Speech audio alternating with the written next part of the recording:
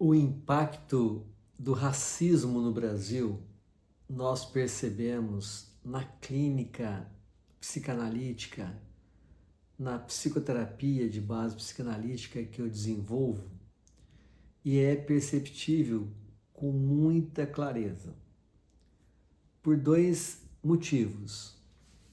A clínica que eu exerço, ela vem dentro de um viés privado, particular, mas sempre tive inserção em projetos sociais dentro da dimensão de solidariedade, de fazer uma extensão de assessoria a movimentos sociais e também a clínica do social, onde as pessoas que passavam pelo processo de atendimento por mim, na área de psicoterapia, como psicólogo, tinha que ter algum envolvimento com a comunidade, com alguma entidade social, como forma de pagamento.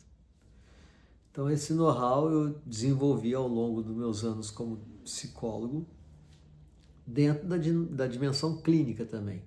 Porque a psicologia, vocês sabem, que ela tem um grande leque de atuação na área social, a psicologia social. Isso a gente usou muito. Já trabalhei como psicólogo esportivo, principalmente em time de futebol. Já desenvolvi projetos de escuta clínica dentro dessa dimensão social com pessoas que estavam envolvidas com algum movimento social, mas que não podiam pagar uma terapia. Mas a minha estrutura de manutenção de tratamento, ela se dá na clínica particular. Nós sabemos que na clínica particular nós vamos ver um sinal de racismo. Por quê? Segundo o Silvio Almeida, no seu livro Racismo Estrutural, ele vai trabalhar a demanda de que a perspectiva de negros na classe média brasileira é de 6 a 7%. E é incrível como que é equivalente isso na clínica particular. A demanda minha de pacientes negros ou pardos que se auto-intitula afrodescendente é mínima, de 6 a 7%. Lógico, conforme a gente percebe a dimensão da projeção do negro na sociedade brasileira, que atingiu um patamar de classe média, um índice muito baixo de negros. Isso já é um sintoma do racismo.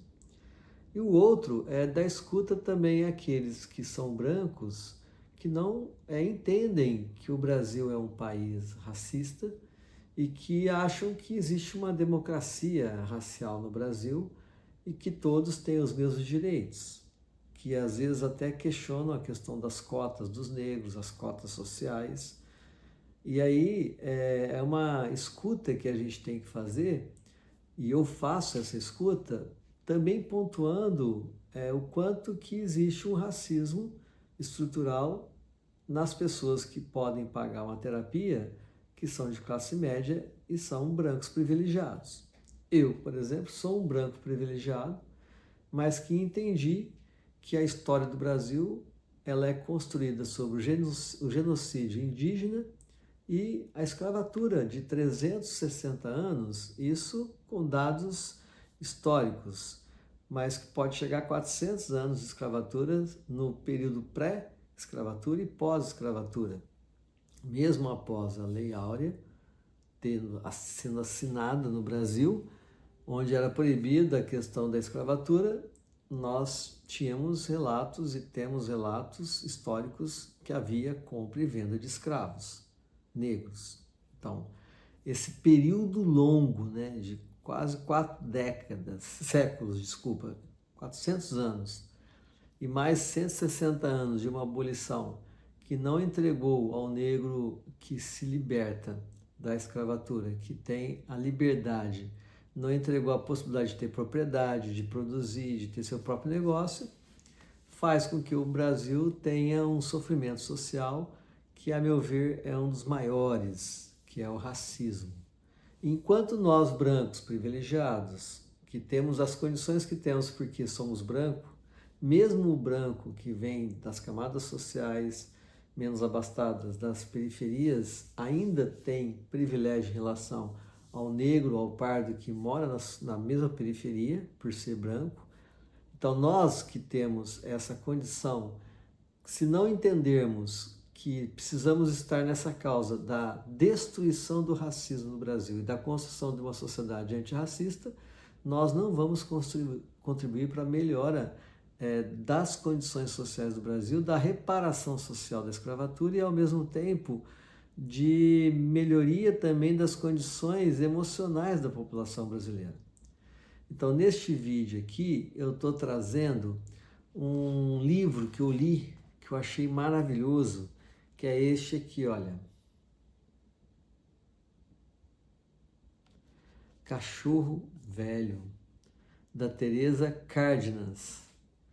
E a Teresa Cárdenas, eu tive assistindo intervenções dela na Festa da Palavra que aconteceu no estado do Espírito Santo, na cidade de Conceição da Barra, lá na comunidade de Dunas de Itaúnas, ao norte do estado do Espírito Santo. Foi um evento extremamente importante onde a Teresa Cárdenas estava lá.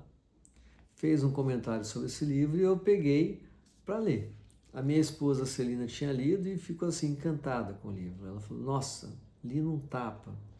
E é um livro muito interessante porque nesta literatura ela traz como era a vida do escravo, dos escravos na escravatura cubana, que não difere da escravatura brasileira. E tem passagens aqui que nós, como brancos, precisamos ter acesso a essas informações para entender o que a população africana que foi deslocada do seu continente, de vários países que lá vieram, não dá para se definir de onde veio, de onde saíram, mas houve muita mistura, né, de nacionalidades, de territórios que aqui chegaram nessa mistura dos navios negreiros e, ao mesmo tempo, nós não temos a noção do que realmente aconteceu. Este livro, como literatura, ela tem uma escrita maravilhosa, simples, direta, e ela vai construindo a história dentro dessa dinâmica, como se você estivesse vendo um filme.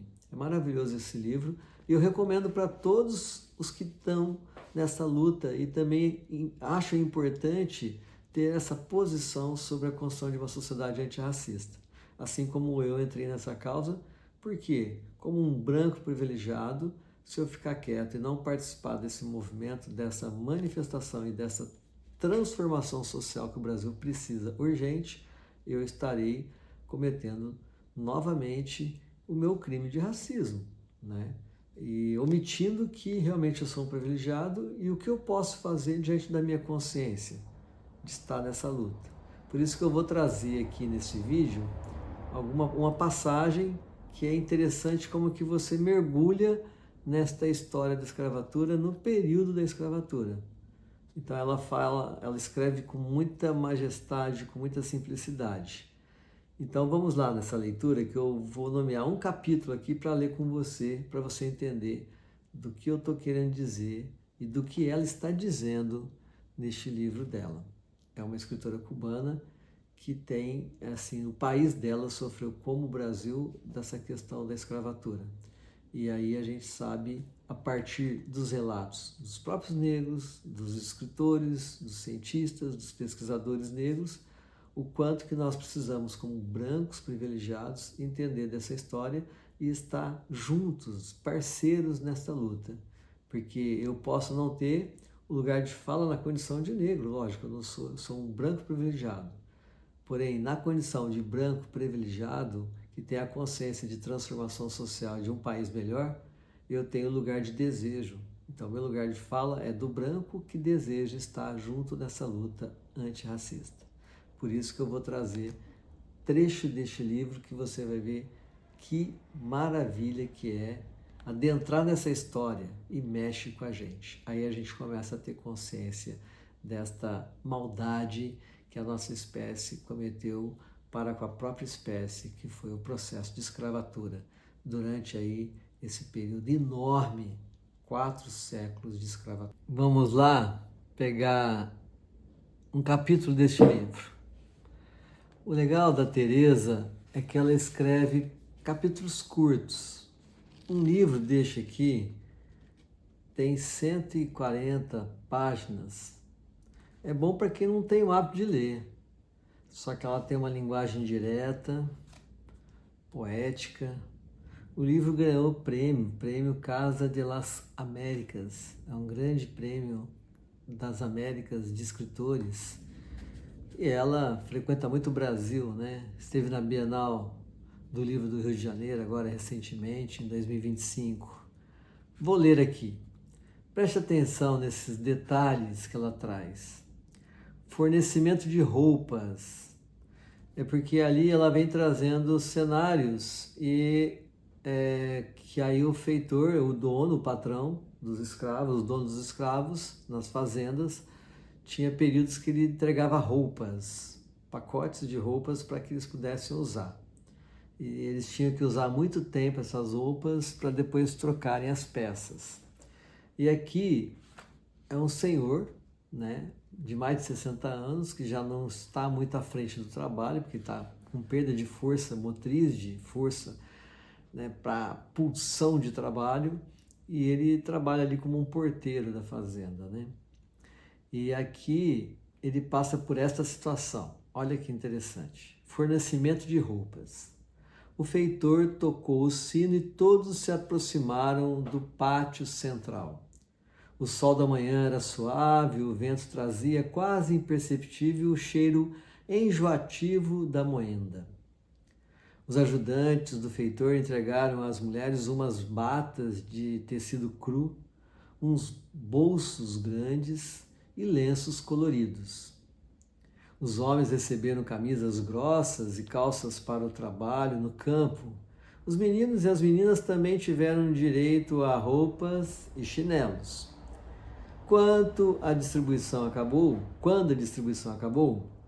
Cachorro Velho, que é o senhor que ela narra aqui nesse livro, continuava ali, sob o sol, com as mãos vazias, dentro dos bolsos de sua calça de saco. De cabeça baixa disse: "Me desculpe, seu feitor, mas falta o meu fornecimento." O homem tocou a bota com a ponta do rebente e olhou carrancudo para o ancião esquálido. "O que tinha para distribuir já foi distribuído. Suma-se daqui para seu canto e não me chateie."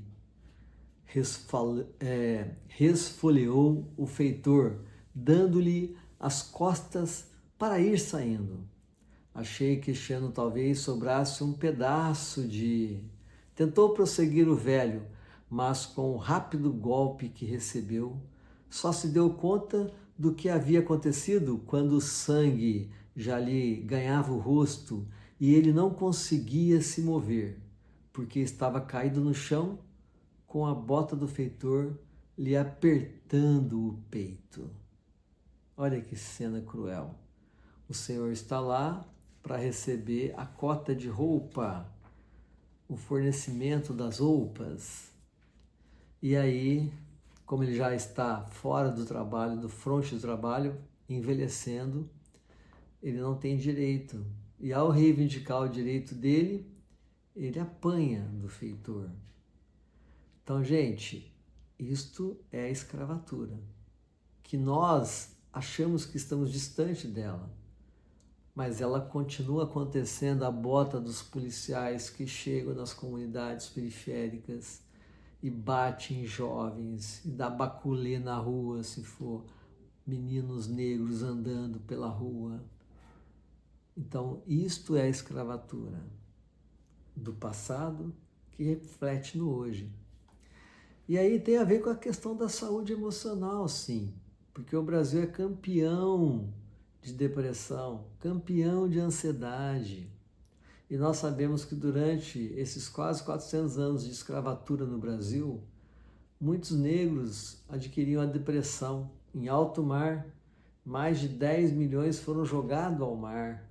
E muitos, porque adoeciam, aí jogava-se os doentes em alto mar.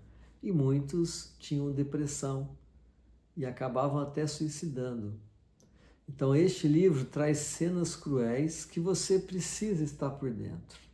Leia, vale a pena. E isso repercute sim na nossa sociedade.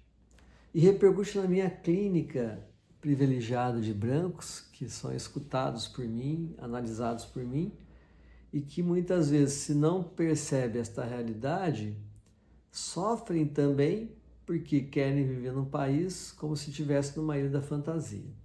Lembro de uma vez uma paciente que foi viajar num resort no Nordeste brasileiro. E após um período de fazendo análise, uma mulher branca, privilegiada, rica, foi tomando consciência de classe e do privilégio que ela tinha como mulher branca, filha de proprietário rural. E quando ela vem deste passeio no resort, nesses feriados longos, né, que a classe média gosta de ir para esses lugares, principalmente do Nordeste do Brasil, ela começou a ficar incomodada, porque o resort ficava ao redor de uma comunidade muito empobrecida. E ela começou a observar que na cozinha do restaurante, que os funcionários do hotel, que ao redor da comunidade, a comunidade que ficava ao redor do hotel, eram de pessoas muito pobres e negras. Então ela já tinha começado, através da análise dela, a evoluir nessa percepção do racismo estrutural dela e o quanto que ela viajou muito por este país sem perceber este detalhe. Aí as viagens dela começou a ficar um incômodo, gerando problema até para a família nas próximas viagens que ela iria fazer. Então isto é uma clínica que faz o sujeito pensar, porque se a gente não sabe ver isto, muitas vezes a gente entende que não é culpa nossa, é uma estrutura que nos conduziu para isso, mas se eu tenho um comprometimento clínico desta questão antirracista, eu tenho que implicar, sim, a escuta que eu escuto, identifico um racismo, às vezes um racismo que é real direto e às vezes é um racismo estrutural que a pessoa não percebe. Eu tenho que devolver isso e fazer a pessoa começar a se colocar e pensar nesta realidade. Porque isto também adoece aquele que não quer enxergar a realidade. E adoece muito mais aquele que está numa realidade que ele sabe que ele não vai conseguir conquistar um espaço neste sol que não é para todos. Então fica aqui, gente, uma literatura para quem não gosta muito de ler, porque gosta de ler coisas rápidas, é uma literatura curta, leve, suave e real, e que faz você mergulhar na literatura de uma forma muito bacana. Você vê as imagens como se estivesse assistindo um filme. Além do mais, você vai construindo uma consciência social, uma consciência de um país melhor, antirracista. Vamos entrar nessa causa? Vamos deixar nossos racismos estruturais ou vamos identificá-los para que a gente possa mudar também nosso discurso, para que a gente possa mudar de posição e estar nessa luta, neste processo, nesta construção. Vai aqui essa dica então, gente. Até o nosso próximo livro.